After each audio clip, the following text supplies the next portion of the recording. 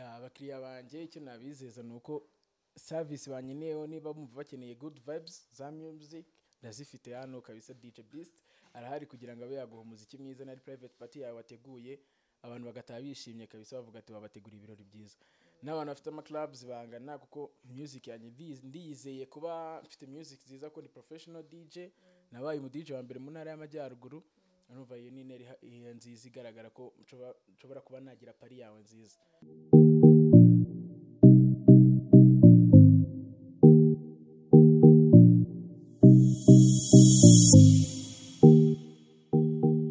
Twongeye kubasuhuza nshuti bakunzi ba The Family Focus TV. Turabashimira ko mukomeje kubana natwe mu biganiro byacu bya buri munsi. Tunabasaba gukomeza kusharinga mukanakora subscribe kugira ngo ibiganiro byacu byaguke bigere henshi hatandukanye. Uyu munsi rero turi kumwe n'umutumirwa, reka tumusabe atangira twibwira. Amazina yanjye bwite nitwa Ngabojire Maurice, ayakazi nitwa DJ Beast the Mix Master. DJ Beast, amakuru? Meza nta kibazo. Turabona ufite ibyuma hano, ubundi ukora iki? Nkuko wabyumvishe DJ Beast ngiye mvanga umuziki, nkora ibintu by'ubu DJ mu my events, mu private parties na ku radios na TVs. Nkaba ndi n'umunyeshuri. Uvuze ko uri umunyeshuri? None se ibi ngibi uvuze byo kudija n'ubunyeshuri ubihuza ute? Ndabihuza kuko akenshi usanga kano kazi dukora kenshi gakenerwa muri weekend. Nanjye ngerageza kurya akazi kanje gatabangamira ishuri nkabikora muri weekend, igihe cy'amashuri nkiga muri weekend nkaba aribwo nkora ibintu by'ubudije. Ubundi ku ishuri wiga iki? Ubundi busanzwe nyine niga ubukerarugendo mu mwaka wa 6 ariyo level 5 ubu ngubu niko tubyita.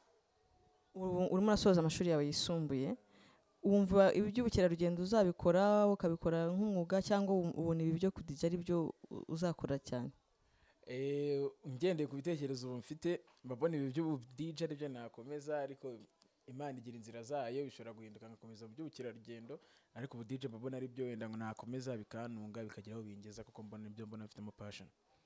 Ese DJ wagiye kubona ubona uri umu DJ wabikuye he kugira ngo utangire kudija ubone urabizi? Kugira ubundi bino bintu bitangire kera mu rugo twa dufite imashini ya laptop nambwo yari niyangiriye grand frère, none ari programme y'imashini twa virtual DJ. Virtual DJ iyo programme ni programme nyine ivanga umuziki ariko atariho kino cyo muri kubona hano iva mu mashini gusa. None nkayanyikora nk'uko umwana akina game yo muri telefone cyangwa mu mashini, nkajya mbikora mbicokoza ndabimenya, ariko nyine mvuga sinabikora nk'akazi ko numva katari akazi, nyine yifataga nka game isanzwe. Nyuma nza kugira inspiration ivuye ku muntu witwa DJ Mira, yari umufamiliye na n'ubu n'ubwo yenda yitabye Imana kandi deep to him. None mbona rimwe yagize show yari yakoze ya mixing yabereye mu Bugesera ya Midi. Mbona ni ibintu navuga ati se kuba umuntu ashobora kuvanga umuziki bakaba bamwishyura amafaranga akajya gucurangira abantu. Ndavuga ati ibintu ntabwo nabikomeza. Nanje mbishyiramo imbaraga, practice nyinshi none mbikunda mbigira akazi birangira gutya nyine. Ese DJ iki kintu twereka ibintu by'ingenzi bigize kino cyuma cyawe, bikora bite, biteye byitwa ngo iki, niba tubwira nyine utuntu tw'ingenzi turimo aha ngaha nk'umuntu bisobanukiwe.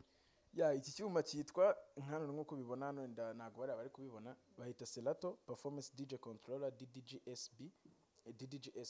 Ivanga umuziki. Ikintu sinabwira ngo ikintu cy'ingenzi nako buri buturi hano yose ni ingenzi kuko ifite akamaro kayo. Rero kino nicyo nkoresha mvanga umuziki. Iki ngiki nicyo uhuza, ibi byose nibyo uhuza bikabyara umuziki. Umuziki buhari ngiye nkawuvanga nkagira n'utuntu kugira abantu babashe kuwubyina.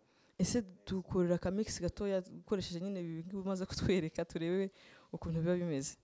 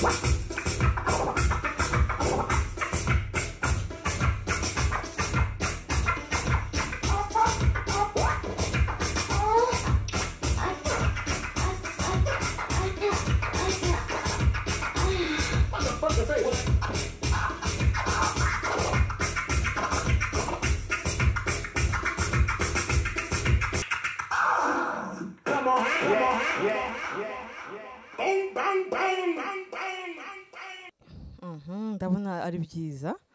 None se ibundi ibintu mu rugo babifata bati? Urabona uracyari umunyeshuri, ufite ibintu bihenze, mu rugo barabyemera, ubona babyishimiye, cyangwa warananiranye uragenda uravuga uti kama mbaye? Oya, ntabwo nananiranye ngo ngende. Jewe ibi bintu nyine nagize amahirwe, ababyeyi banjye barabyumva, ariko nyine kugira ababyumve biterwa n'ukuntu umwana yabiyeretse, kuko ubundi n'undi papa yari afite akabari na n'ubu akabari niko nabanje gucurangaho bwa mbere cyakashize nk'imyaka 4 wenda. Urumva naramukoreraga mucurangira, abona ko ibintu bishoboye n'imyitwarire ari myiza, agera aho angurira iki cyuma n'imashini n'igishoro yamaye nyine ati nawe genda ukiri uko wirwariza. Rero urumva ababyeyi bafite support bamerezana, n'ungize support nyenera nta kabuza bayimereza baramutse babishoboye. Ni byiza. None se ubundi ubona ibintu byo kudija byaba akazi ukavuga uti ni umurimo urampemba amafaranga runaka? Ibi bintu ntago bavuga ngo byaba akazi, ahubwo ni akazi kano.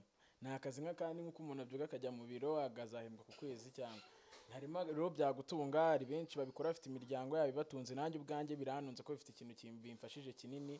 Hari ibintu byinshi na dependinga ku babyeyi banjye naba nabasabye nkabyikorera bitewe n'aka kazi nkora no talent mfite. None se watangiye kurya amafaranga rero ubwo ngubwo? Kubera ko ahubwo watubwira niba watangiye kuyabona, watangiriye kuranga amafaranga makeya ya mbere wariye ukavuga uti bya bintu birimo amafaranga nangaye? Of course ubu ngubu amafaranga arimo araboneka, kuko yaba ataraboneka ntago nabanyibikora, n'ubundi wageraho karambirwa giving up. Amafaranga nakuriye bwa mbere nakoriye 60,000 ku kwezi, ariko nakoraga iminsi 4 mu cyumweru. Nakoraga umunsi wo kwa kane gusa mu cyumweru kimwe, ubwo nako umunsi wo kwa kane gusa, ubwo ni iminsi 4 mu kwezi.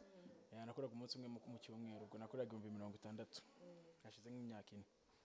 None se abanyeshuri ku ishuri bagufata bati? Ubu nyine wabaye umusitari, uratumirwa mu bitaramo, barakubona ku mateleviziyo, ku ishuri barakwiyumvamo nk'umunyeshuri mugenzi wabo, bagufata nk'umusitari. Nawe wifata nk'umusitari ku ishuri? Wowe ku ishuri witwara gute?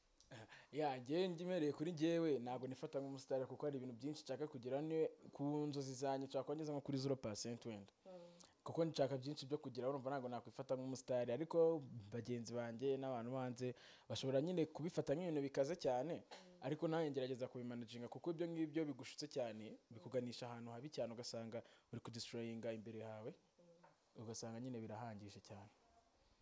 None nkusubije inyuma gatoya, utubwiye amafaranga ya mbere wariye 60,000, ubu ngubu uhagaze angahe? Ubu ngubu sinavuga ngo ari igiciro magaze, ariko bitewe n'umuntu uje kundeba, bitewe n'uwari we, cyangwa bitewe n'ukuntu twaganiriye twavuganye, ubwo twasetting igiciro runaka, ariko sinavuga ngo magaze kuri aya, biterwa n'umuntu nyine. Reka noneho tujye muri societe yacu nyarwanda. Hari igihe abana baba bafite impano runaka, yenda si ngombwa ko iba ari iyi ngiyi yo kudija. akavuga ati ndi umunyeshuri ntago nta kindi kintu nakora, ayo mana akayifukirana. Abo bana bafite impano runaka wababwira iki? Bakiri abanyeshuri nabo nkuko nabo uri umunyeshuri. Abana bafite impano ikintu nababwira ni ukuyikomeza bagashyiramo imbaraga. Uburyo impano nayo niba ufite impano n'urugero kamfata urugero ku mpano y'umupira, kugira ikomeze ikure ni gukora imyitozo. Rero nayo mpano bafite nazo bazikorera imyitozo kugira ngo babashe kugira ngo nyine zibe successful, ariko bakore ku buryo izo mpano zabo zitabangamira amashuri.